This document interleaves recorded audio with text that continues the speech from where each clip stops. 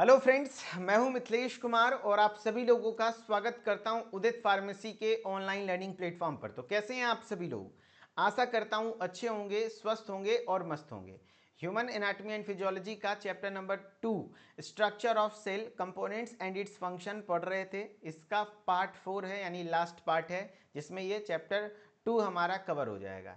सबसे पहले हम लोग थोड़ा सा 2 मिनट का टाइम में पूरे पार्ट 1, पार्ट 2 और पार्ट 3 को रिकवर करेंगे, रिकॉल करेंगे कि क्या क्या पढ़े हैं। सबसे पहले हम लोगों ने सेल का बेसिक सा डेफिनेशन पढ़ा कि cell is the basic structural and functional unit of life. And उसके बाद हमने ऑर्गेनाइजेशन पढ़ा कि बॉडी का निर्माण कैसे होता है। तो सेल से टिश्यू बनता है, टिश्यू से ऑर्गन बनता है, ऑर्गन से ऑर्गन सिस्टम बनता है, देन बॉडी का निर्माण होता है। फिर हम लोगों ने थोड़ा बहुत प्रोकैरियोटिक और यूकैरियोटिक सेल के कॉन्सेप्ट पर चीज़ें सही किया था। ठीक है, जैसे प्रोकैरियोटिक सेल में वेल डेवलप्ड न्यूक्लियस नहीं होते हैं, जबकि यूकैरियोटिक में वेल डेवलप्ड न्यूक्लियस होता है। प्रोकैरियोटिक सेल के एग्जाम्पल में तो जितने भी बैक्टीरिया हैं वो सब हो गए। यूकैरियोटिक सेल में जैसे एनिमल सेल हो गए एंड प्लांट सेल हो गए। फिर आपके हो गए क्या, सेल थ्योरी हम लोगों ने पढ़ा था। एंड उसके बाद कंपोनेंट्स पढ़ा था। एंड कंपोनेंट्स में साथ ही साथ सेल का डायग्राम बनाने सीखा था फर्स्ट लेक्चर में, जो कि एग्जाम में बार बार पूछा जाता है। एंड सेकेंड लेक्चर से हम लोग इंडिविजुअली हर एक सेल ऑर्गेनेल के बारे में बात करें। सबसे पहले सेल मेम्ब्रेन को अच्छे से पढ़ें। देन उसके बाद हम लोगों ने सेल मेम्ब्रेन को पढ़ने के बाद साइटोप्लाज्म पढ़ा। साइटोप्लाज्म के बाद लेक्चर नंबर 3 होता है। थर्ड में हम लोगों ने माइटोकॉन्ड्रिया को पढ़ा, जिसको हम लोग power house of the cell, ATP यहाँ जनरेट होता है।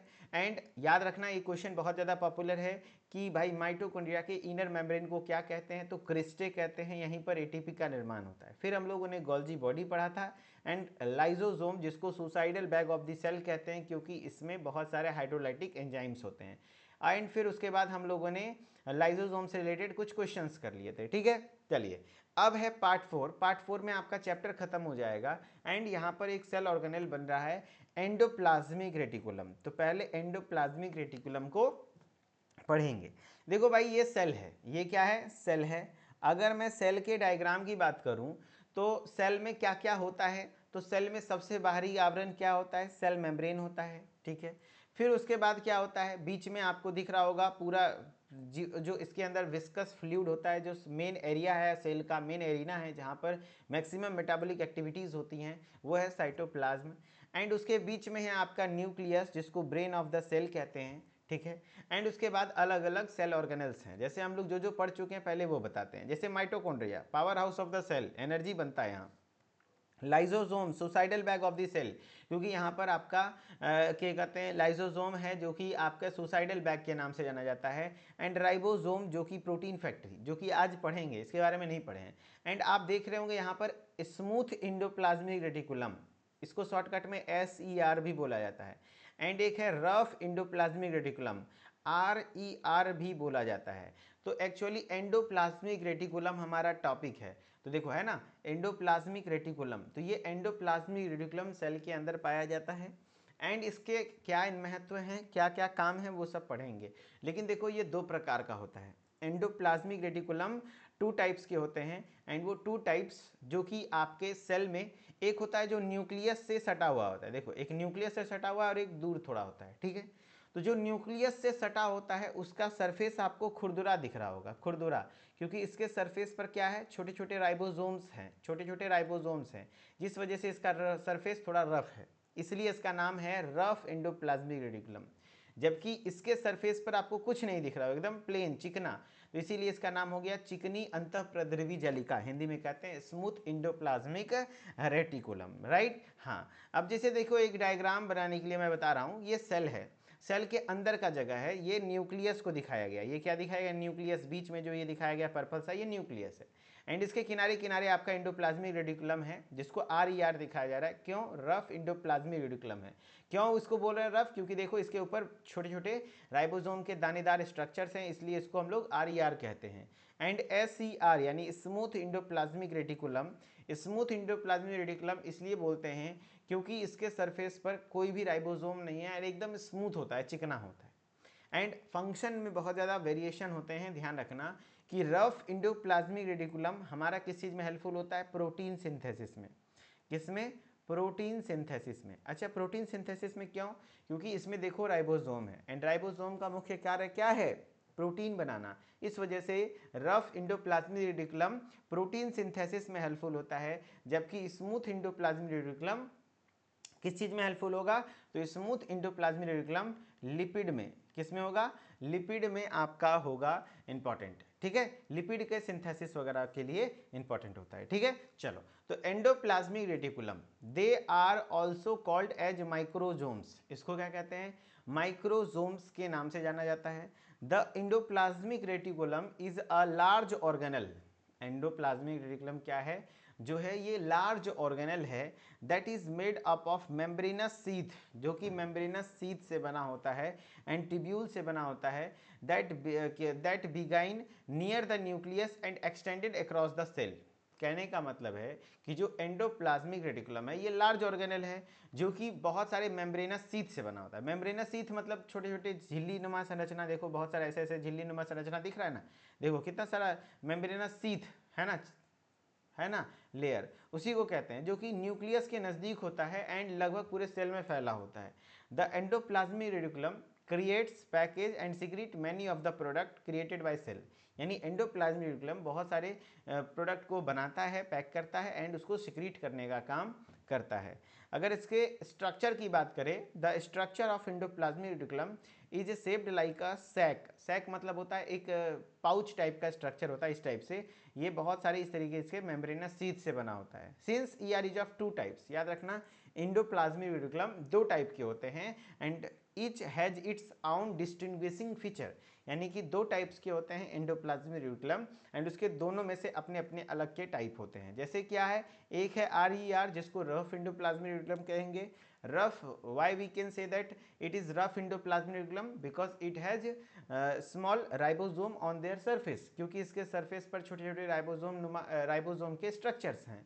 जबकि स्मूथ एंडोप्लाज्मिक रेटिकुलम को स्मूथ क्यों कहते हैं? क्योंकि इसके सरफेस पर राइबोसोम नहीं है, सो इसका अपीयरेंस बहुत चिकना आता है। ठीक है, चलो, क्या कह रहा है देखो, rough endoplasmic reticulum structure. The rough endoplasmic reticulum has its name because it's appearance. इसको रफ इसलिए बोला जाता है क्योंकि ये रफ दिखता है। वही चीजें हैं कि rough endoplasmic reticulum has its name, इसका नाम रफ इसलिए देखा गया क्योंकि इसका अपीयरेंस ऐसा है, दिखता ही ऐसा है। It is a chain of connected flattened sacs, यानी सेक मतलब होता है इस तरीके का पाउच नुमा मेम्ब्रेनस स्ट्रक्चर जो है, बहुत सारे कनेक्टेड फ्लैट यानी चिपटा सैक होता है, जिसमें कुछ कुछ में राइबोसोम्स भी होते हैं उसके आउटर सरफेस पर। इट सिंथेसाइजेज एंड सिक्रीट्स प्रोटीन, ये सिंथेसाइज करता है एंड सिक्रीट करता है क्या? प्रोटीन, है ना, ये synthesize and secrete proteins. Rough endoplasmic reticulum is prominent in cells, cell में रफ एंडोप्लाज्मिक रेटिकुलम प्रोमिनेंट होता है वेयर प्रोटीन सिंथेसिस हैपेंस, जहां पर एक्चुअली प्रोटीन सिंथेसिस होता है, सच एज हिपैटोसाइट्स। कहने का मतलब है कि जो रफ एंडोप्लाज्मिक रेटिकुलम है सेल में ज़्यादातर वहाँ होता है जहाँ पर प्रोटीन के निर्माण की जरूरत है, और वो कहाँ है? हिपैटोसाइट। हिपैटोसाइट मतलब हो गया लीवर की कोशिकाओं में ज़्यादातर ये होता है। अगर मैं बात करूं स्मूथ एंडोप्लाज्मिक रेटिकुलम की, तो the smooth endoplasmic reticulum on the other hand do not have ribosomes, इसमें राइबोसोम्स नहीं होते हैं, that is why the name is smooth, इसलिए इसका नाम स्मूथ स्ट्रक्चर रखा गया है। The smooth endoplasmic reticulum has tubular structure, इसमें भी बहुत सारे ट्यूब्स होते हैं इस तरीके से, इसमें भी इस तरीके से बहुत सारे ट्यूब्स होते हैं। And it participate in the production of phospholipids, मैंने बताया ना कि जो स्मूथ एंडोप्लाज्मिक रेटिकुलम है वो लिपिड के सिंथेसिस में हेल्पफुल होता है। ये किसमें? लिपिड में। जबकि ये किसमें होता है? प्रोटीन सिंथेसिस में हेल्पफुल होता है। तो लिपिड भी कौन सा? फॉस्फोलिपिड। यही फॉस्फोलिपिड क्या है? जो चीफ लिपिड है, मुख्य लिपिड है in the cell membrane. Cell membrane में फॉस्फोलिपिड पाया जाता है, and in essential in the process of metabolism, metabolism के लिए भी इंपॉर्टेंट होता है। Smooth endoplasmic reticulum transport the product of the rough endoplasmic reticulum to cellular organelles, specially Golgi apparatus. जो स्मूथ एंडोप्लाज्मिक रेटिकुलम है प्रोडक्ट को transport करता है रफ तक, ताकि वो फिर सेलुलर ऑर्गेनल से गोल्जी एपरेटस तक इस तरीके से जा सके। ठीक है, चलो, तो ये आपका एंडोप्लाज्मिक रेटिकुलम का कॉन्सेप्ट हो गया। अब यहाँ से कुछ कुछ देखो सवाल पूछे गए एग्जाम में, आप उसको करके बताइए। मैं थोड़ा सा आपका क्या ओपन कर लेता हूँ, चैट ओपन कर लेता हूँ। चैट ओपन करने से आप लोगों को जवाब करने का मौका मिल जाएगा। ठीक है, देखो भाई जवाब दे के दिखाओ, इसका जवाब दो सब लोग कि which of the following is primary function of the rough endoplasmic reticulum? इसमें से रफ इंडोप्लाज्मिक रेटिकुलम का प्राइमरी फंक्शन क्या है? तो रफ R4 रफ, देखो R4 रफ है तो R4 राइबोसोम होगा, इसके सरफेस पर राइबोसोम होगा। एंड राइबोसोम के बारे में मैंने बता दिया, ये प्रोटीन फैक्ट्री होता है। तो जवाब क्या होगा? लिपिड सिंथेसिस नहीं, प्रोटीन सिंथेसिस, है ना, प्रोटीन सिंथेसिस में हेल्पफुल होगा। अगेन एक सवाल है, what is the primary function of the smooth endoplasmic reticulum? Smooth endoplasmic reticulum का प्राइमरी फंक्शन क्या होगा?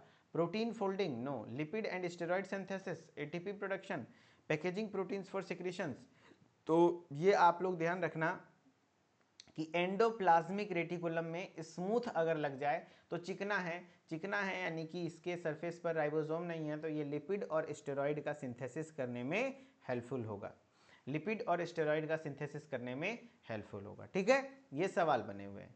चलो, तो अब ये एंडोप्लाज्मिक रेटिकुलम मेरे ख्याल से समझ में आ गया होगा। आ गया? अगर आ गया हो तो कमेंट में एक बार दिल बना दीजिए ताकि मुझे मैसेज मिल जाए कि हाँ भैया एंडोप्लाज्मिक रेटिकुलम के बारे में क्या पढ़े बताओ। तो एंडोप्लाज्मिक रेटिकुलम में मुख्य तौर पर हमने पढ़ा कि ये एक ऐसा ऑर्गेनल्स है, इसी को माइक्रोसोम्स के नाम से जानते हैं।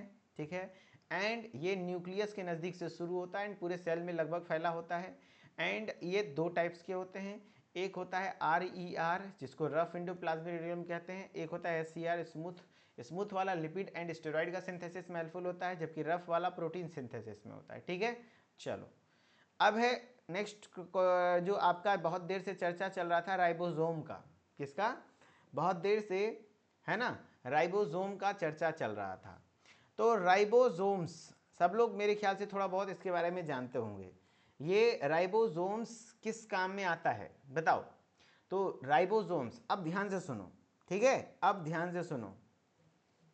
देखो भाई, राइबोसोम्स ये एक मोस्ट इंपॉर्टेंट सेल ऑर्गेनल है। They are most important cell organelle as they are compared of RNA, composed of RNA and proteins that convert genetic code into amino acid chain. यानी कि जो राइबोसोम है वो बना होता है, कंपोज्ड ऑफ मतलब बना होता है किससे? RNA और प्रोटीन से। सब लोग बताइए किससे बना होता है? तो याद रखना RNA प्लस प्रोटीन से बना होता है राइबोसोम। एंड ये किस चीज़ में सिंथेसिस में हेल्पफुल होता है? तो एक्चुअली जो जेनेटिक कोड है ना, जेनेटिक कोड को कन्वर्ट करता है किस में? एमिनो एसिड में। एंड एमिनो एसिड बनता जाता है, जैसे कि एक एमिनो एसिड का चेन प्रोटीन का निर्माण करता है। तो ये एक्चुअली मतलब प्रोटीन के निर्माण में हेल्पफुल होता है। देखो भाई, राइबोसोम का स्ट्रक्चर कुछ इस प्रकार का होता है। ये देखो राइबोसोम है, ये राइबोसोम के स्ट्रक्चर कुछ इस प्रकार के होते हैं। एंड इसमें दो सब यूनिट होते हैं, एक होता है लार्जर सब यूनिट और एक होता है स्मॉलर सब यूनिट। एंड बीच में देखो एक चेन होता है, यहीं से जेनेटिक कोड को ट्रांसलेट करके आपका कहीं ना कहीं क्या बनाया जाता है? प्रोटीन बनाया जाता है। ठीक है, हाँ, क्या कह रहा है देखो, it helps in the synthesis of protein, protein के सिंथेसिस में हेल्पफुल होता है। ठीक है, चलो मैंने क्या बोला भाई, ये मोस्ट इंपॉर्टेंट सेल ऑर्गेनल है। किससे बना होता है बताओ? किससे बना होता है? RNA एंड प्रोटीन से बना होता है। ठीक है, हाँ, अब क्या कह रहा है? They are specialized organelles that are found both in prokaryotic and eukaryotic cell. ये स्पेशलाइज्ड ऑर्गेनल्स होते हैं जो कि दोनों में पाया जाता है। याद रखना, पूछा जाएगा कौन सा ऐसा सेल ऑर्गेनल है जो दोनों में होता है? तो प्रोकैरियोटिक यानी कि जो जिसमें न्यूक्लियस अच्छे से नहीं है, लेस डेवलप, है ना, तो वो उसमें भी होता है राइबोसोम। एंड यूकैरियोटिक में भी होता है राइबोसोम। ठीक है ना, गुड। तो आपका अनुराग जी कह रहे हैं सर नेट नहीं चल रहा है, रात में कभी नहीं चलता एयरटेल के नेट पर। नहीं अनुराग जी, आप अपने सही नेटवर्क एरिया में जाइए एंड वापस से अगर आप चैट स्पैम करेंगे तो फिर दिक्कत होगी, ब्लॉक कर दिया जाएंगे, आपका आईडी ब्लॉक हो जाएगा। सो मैंने आपका चैट देख लिया, ध्यान से सुनो। मैंने क्या बोला? राइबोसोम किस में पाया जाता है भाई? प्रोकैरियोटिक एंड यूकैरियोटिक सेल में, दोनों में पाया जाता है। प्रोकैरियोटिक में भी पाया जाता है एंड यूकैरियोटिक में। ये तो गजब की व्यवस्था हो गई भाई, आपके यहाँ नेट नहीं चलता है सही से रात में, तो उसके लिए क्लास ही पूरा चेंज कैसे हो पाएगा भाई? चलो यार, आप लोग को इसमें से ना कुछ बच्चा ऐसा है जो पागल है, ना पढ़ना है ना पढ़ने देना है। ध्यान से सुनो,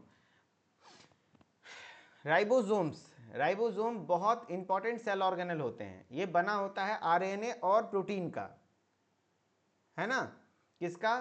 RNA और प्रोटीन का। ठीक है, एंड ये दोनों में होता है। प्रोकैरियोटिक सेल में भी होता है एंड यूकैरियोटिक सेल में भी होता है। टेक 1 सेकेंड, ये दोनों सेल में पाया जाता है, प्रोकैरियोटिक और eukaryotic. It is also called protein factory, इसी को प्रोटीन फैक्ट्री का सेल का प्रोटीन फैक्ट्री भी कहते हैं। It is a complex of RNA and protein, ये आरएनए और प्रोटीन से बना होता है, इसीलिए इसको हम लोग देयरफॉर नोन एज राइबोन्यूक्लियोप्रोटीन, इसीलिए राइबोसोम का एक और नाम राइबोन्यूक्लियोप्रोटीन भी होता है, क्योंकि राइबोन्यूक्लियोप्रोटीन इसलिए हुआ क्योंकि आरएनए और प्रोटीन से मिलकर बना हुआ है, ठीक है। And it is made up of 2 सब यूनिट, इसमें 2 सब यूनिट होते हैं, यानी 2 हिस्सा होता है, एक बड़ा वाला एक छोटा वाला, लार्जर और स्मॉलर। एंड ये लोकेटेड होता है, they are located inside the cytosol, cytosol यानी साइटोप्लाज्म, सेल के साइटोप्लाज्म में ज्यादातर पाया जाता है, प्लांट सेल और एनिमल सेल में, ठीक है। लेकिन कुछ कुछ सेल मेम्ब्रेन के स्ट्रक्चर पर भी पाया जाता है, ठीक है। अब क्या कह रहा है देखो, प्रोकैरियोटिक सेल और यूकैरियोटिक सेल दोनों में राइबोसोम होता है, बस अंतर इतना है कि प्रोकैरियोटिक वाला 70S राइबोसोम होता है ना, 70S, जबकि यूकैरियोटिक वाला 80S राइबोसोम होता है। 70S 80S क्या होता है, सुनो ध्यान से। देखो भाई, राइबोसोम को कहीं ना कहीं नापने का एक तरीका है, एस से नापा जाता है, सिडबर्ग कोफिशिएंट होता है, ठीक है। 70S और 80S ऐसे समझो, प्रोकैरियोटिक थोड़ा कम पावर वाला है तो इसीलिए छोटा राइबोसोम होता है 70S, यूकैरियोटिक थोड़ा ज़्यादा पावर वाला है तो ये 80S होता है राइबोसोम, ठीक है। अब देखो 70S मैंने बताया कोई भी राइबोसोम है 2 सब यूनिट से बना होता है, सब यूनिट यानी 2 भाग से, एक बड़ा वाला एक छोटा वाला, लार्जर स्मॉलर। तो 70S जो होता है वो 2 सब यूनिट से बनता है, 50 + 30। अच्छा बोलेगा सर 50 + 30 तो 80 होता है, तो देखो यहाँ पर ऐसा माना जाता है कि 50 और 30 और बीच में 10 वाला ओवरलैप हो जाता है, ठीक है। तो पूछा जाएगा कि 70S राइबोसोम किस में पाया जाता है, तो क्या बोलोगे, प्रोकैरियोटिक सेल में पाया जाता है। एंड प्रोकैरियोटिक सेल में कैसा राइबोसोम होता है, तो 70S राइबोसोम होता है। अच्छा 70S का सब यूनिट्स बताओ, तो 50 + 30, 50 + 30 है। हाँ, वही यूकैरियोटिक की मैं बात करूं तो यूकैरियोटिक राइबोसोम 80S राइबोसोम होता है और इसके सब यूनिट 60 + 40 होते हैं, वही वाली कॉन्सेप्ट है, बीच में जो 20 ज़्यादा हो रहा है वो ओवरलैप कर जाता है, तो 60 + 40 इसका होता है, ठीक है। हाँ, एंड ये आपके प्रोटीन सिंथेसिस में हेल्पफुल होते हैं, they help in assembling of amino acid to protein, amino acid को असेंबल करके प्रोटीन चेन का निर्माण करता है, ठीक है। चलो, तो ये राइबोसोम के बारे में बताया गया।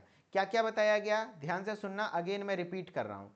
मैंने राइबोसोम के बारे में क्या क्या बताया, कहा कि राइबोसोम बना होता है आरएनए और प्रोटीन से, ये जेनेटिक कोड को कोड करके अमीनो एसिड के चेन्स बनाते हैं। ये प्रोकैरियोटिक में भी होता है, यूकैरियोटिक में होता है, लेकिन प्रोकैरियोटिक में कौन सा 70S, जबकि यूकैरियोटिक में 80S, ठीक है। ये इसी को हम लोग राइबोन्यूक्लियोप्रोटीन भी कहेंगे क्योंकि आरएनए और प्रोटीन का बना हुआ है। एंड इसमें 2 सब यूनिट्स होते हैं, एक लार्जर और एक स्मॉलर, बड़ा वाला छोटा वाला। ध्यान रखना ये लोकेटेड होता है साइटोप्लाज्म में ज़्यादातर, है ना। एंड प्रोकैरियोटिक सेल में 70S है, यूकैरियोटिक सेल में ये 80S राइबोसोम्स होते हैं, ठीक है। एंड ये प्रोटीन सिंथेसिस में हेल्पफुल होता है, ठीक है।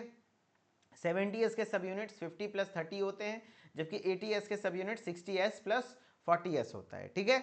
चलो, अब आप लोगों के कुछ सवाल हैं स्क्रीन पर, इसको जवाब दो, एंड एग्जाम में पूछे हुए सवाल हैं। देखो मैंने राइबोसोम पढ़ाया, एंड मेरा मानना है कि पढ़ाने में समझ में आया कि नहीं आया, वो चीज़ें सबसे ज़्यादा इंपॉर्टेंट होता है कि आपका सवाल बना कि नहीं बना।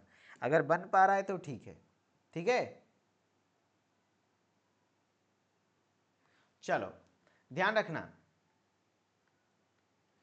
क्वेश्चन है 80S ribosomes occurs in, 80S ribosome. एक बच्चा बोला 3 दिन पहले मैंने ज्वाइन किया तो कैसे टेस्ट दूंगा, तो दोस्त आपने लेट से ज्वाइन किया, पढ़ा दिया गया है तो आपकी गलती है। खैर कोई दिक्कत वाली बात नहीं है, वो लेक्चर्स देख करके टेस्ट दे दीजिए, और अगर आप नहीं भी दे पाते हैं तो बाद में टेस्ट दे दीजिएगा, टेस्ट रखा रहेगा।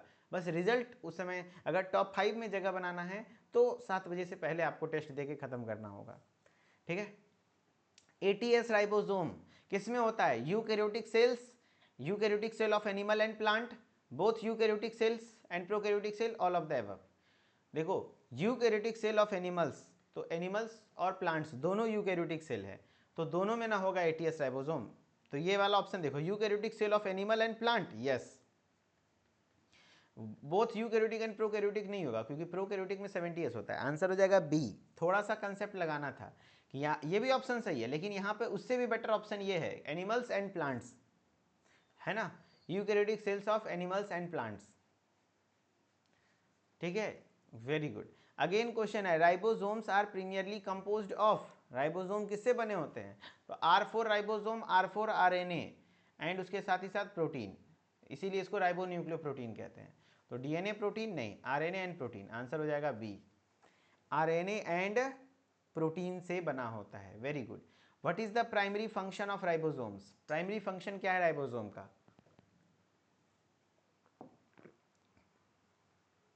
Lipid synthesis, protein synthesis, carbohydrate synthesis, DNA replication. बताइए what is the primary function of ribosomes? Ribosome के मुख्य कार्य क्या हैं? तो राइबोसोम के मुख्य कार्य हैं प्रोटीन सिंथेसिस, प्रोटीन सिंथेसिस। चलो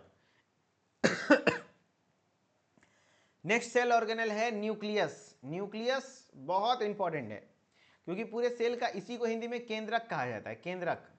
एंड याद रखना इसको ब्रेन ऑफ द सेल कहते हैं। क्या कहते हैं? Brain of the cell. Brain of the cell यानी कि कोशिका का दिमाग, पूरा सेल को कंट्रोल करने का काम करता है।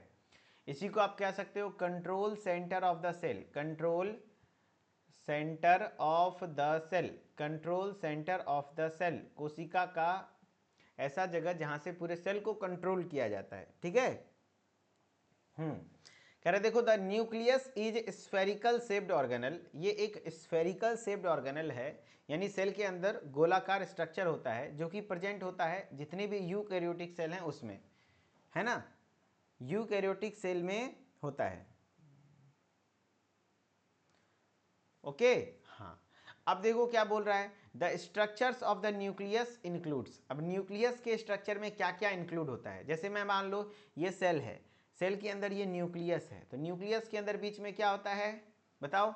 न्यूक्लियोलस होता है, न्यूक्लियोलस होता है। देखो ये सिर्फ न्यूक्लियस का स्ट्रक्चर है, न्यूक्लियस के बगल बगल में एंडोप्लाज्मिक रेटिकुलम दिखाया गया है, एंड ये न्यूक्लियस को काट दिया गया है ना, एंड काटने के बाद अंदर में जो येलो कलर का है वो न्यूक्लियोलस है, और बाहर में ये जो दिख रहा है न्यूक्लियर इन्वेलप है ना, और उसके अंदर जो द्रव्य है न्यूक्लियोप्लाज्म है, और उसके अंदर क्रोमैटिक मटेरियल है जिसमें डीएनए वगैरह होता है। ठीक है हाँ।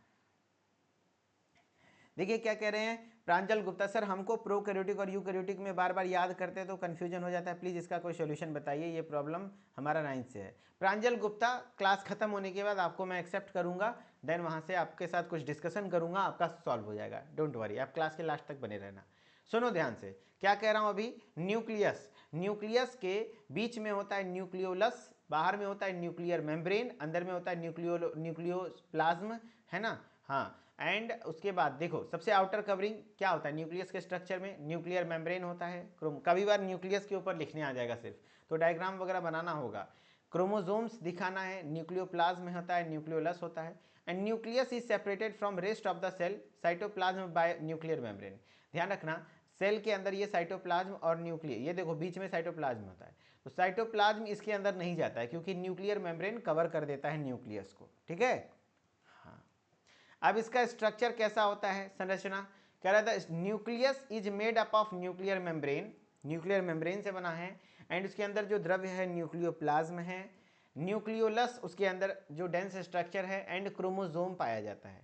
The nuclear membrane separates the constituent of the nucleus from the cytoplasm.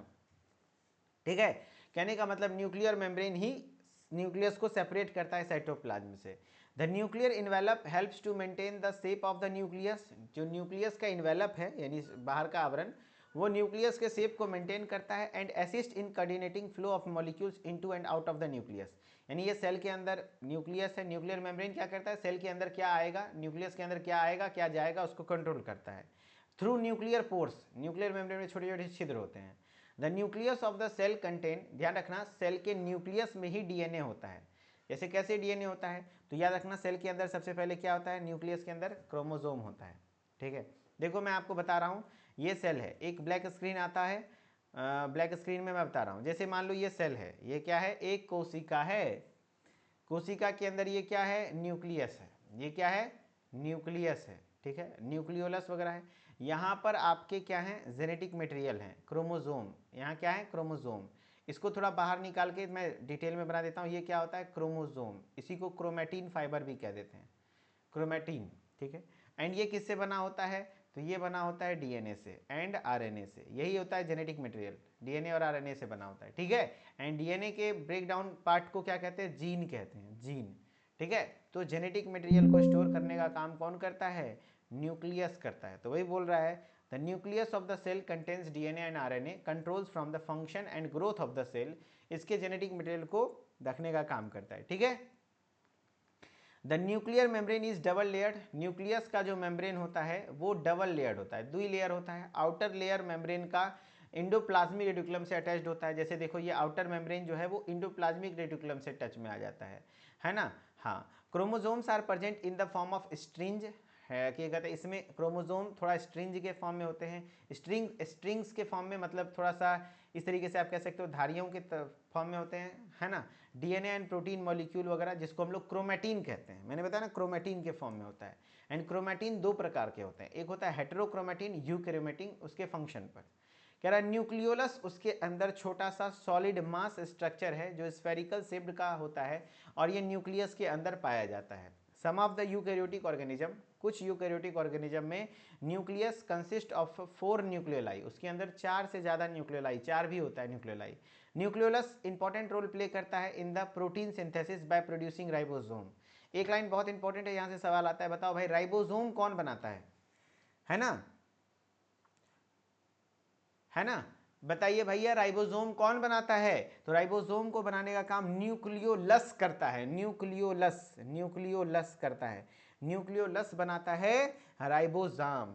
Ribosome कौन बनाता है, न्यूक्लियोलस बनाता है। तो न्यूक्लियोलस इंपॉर्टेंट रोल प्ले करता है किसमें, प्रोटीन सिंथेसिस में। क्यों, क्योंकि न्यूक्लियोलस ही राइबोसोम का सिंथेसिस करता है एंड राइबोसोम फिर क्या करता है ना, है ना, वो फिर क्या कहते हैं राइबोसो प्रोटीन बनाता है। अब देखो न्यूक्लियस के फंक्शन, जो क्रोमैटिन फाइबर्स हैं वो क्या करता है, स्टोरेज करता है हेरिडेटरी मटेरियल यानी जेनेटिक मटेरियल, अनुवांशिक पदार्थ, जिसमें क्या है जीन्स के फॉर्म में होते हैं, डीएनए स्ट्रैंड होता है, ठीक है। द न्यूक्लियोलस प्रोटीन और आरएनए वगैरह बनाने में हेल्पफुल होते हैं, कारण क्योंकि ये आरएनए प्रोटीन से ही राइबोसोम बनता है। The nucleus provide site of transcription, transcription मतलब क्या होता है ना, ट्रांसक्रिप्शन मतलब होता है क्या, देखो एक होता है डीएनए से आरएनए बनना, डीएनए से आरएनए बनना, तो इसको ट्रांसक्रिप्शन प्रोसेस कहते हैं। जबकि डीएनए से डीएनए बनता है तो रेप्लिकेशन कहते हैं, है ना। जबकि आरएनए से प्रोटीन बनता है तो उसको ट्रांसलेशन कहते हैं। तो एक्चुअली ट्रांसक्रिप्शन प्रोसेस यानी डीएनए से आरएनए बनना वो न्यूक्लियस में होता है ना। खास करके मैसेंजर आरएनए, एमआरएनए बनता है, क्या बनता है, एमआरएनए बनता है, ठीक है ना। हाँ, produced for the protein synthesis. The nucleus helps in exchange of, nucleus help करता है hereditary molecule that is RNA, DNA वगैरह में हेल्पफुल होता है, रेस्ट ऑफ द सेल के बीच करने में हेल्पफुल होता है, ठीक है। चलो, तो न्यूक्लियस के कार्य को भी पढ़े। अब थोड़ा क्वेश्चन करो, क्वेश्चन है what is the main function of the nucleus in eukaryotic cell. यहाँ 4 ऑप्शन है आपके पास, आप थोड़ा सा दिमाग लगाकर बताना है कि yes Akanksha ji, central dogma उसी को कहते हैं, very good. What is the main function of the nucleus in eukaryotic cell, eukaryotic cell में क्या फंक्शन होता है, बताइए मेन कार्य क्या होता है। तो protein synthesis, DNA storage and gene regulation, energy production, waste elimination. तो main function of the nucleus in eukaryotic cell, क्या बात है, वाव शानदार, बहुत बढ़िया बहुत बढ़िया। तो आंसर क्या हो जाएगा, B, DNA storage and gene regulation. यानी what is the main function of nucleus in eukaryotic cell, तो डीएनए स्टोरेज करता है एंड जीन रेगुलेशन में हेल्पफुल होता है। प्रोटीन सिंथेसिस में कौन होता है, राइबोसोम। चलो नेक्स्ट है, which of the following is located inside the nucleus, इसमें से कौन सा है जो कि न्यूक्लियस के अंदर पाया जाता है। न्यूक्लियस के अंदर माइटोकॉन्ड्रिया नहीं, गोल्जी अपैरेटस नहीं, न्यूक्लियोलस यस, एंडोप्लाज्मिक रेटिकुलम नहीं। तो आंसर तो सीधा सीधा आप लोगों को पता चल रहा होगा, वेरी गुड आंसर, है ना। न्यूक्लियस के अंदर कौन सा होता है, तो न्यूक्लियोलस होता है जो कि राइबोसोम के फॉर्मेशन में हेल्पफुल होता है, राइबोसोम का निर्माण करता है। What is the nucleolus primarily responsible for, यही बात मैंने बोला और सवाल भी है, न्यूक्लियोलस किस चीज के लिए रिस्पॉन्सिबल है, डीएनए के रेप्लिकेशन के लिए, राइबोसोम असेंबली, प्रोटीन सिंथेसिस या तो लिपिड मेटाबॉलिज्म, बताओ। तो याद रख लेना कि न्यूक्लियोलस संबंधित है राइबोसोम से, ये राइबोसोम के निर्माण में हेल्पफुल होता है, तो राइबोसोम असेंबली, है ना। आंसर बी हो जाएगा, बी।